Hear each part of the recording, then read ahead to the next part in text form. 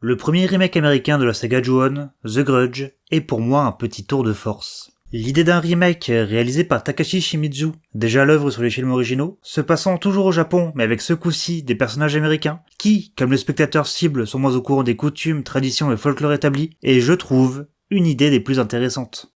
Pour moi, premier contact avec la licence, il fut une découverte des plus marquantes, et ce, en premier lieu, grâce à Kayako et Toshio, principales figures horrifiques de la saga, toujours marquant aujourd'hui grâce à un visuel, mais surtout, un sound design particulièrement glaçant.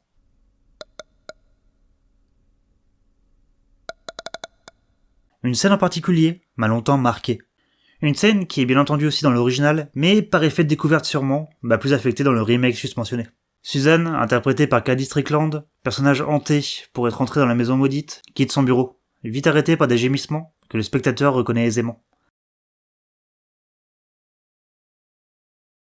Après une fuite, dont la mise en scène me terrifie, Suzanne se retrouve chez elle, à son appartement. Effrayée, elle se réfugie dans son lit.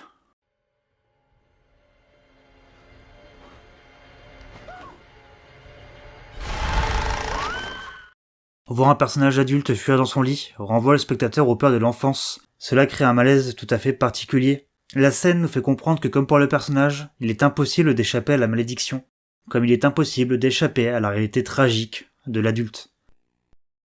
Cette scène, croyez-moi, vous allez vous en souvenir.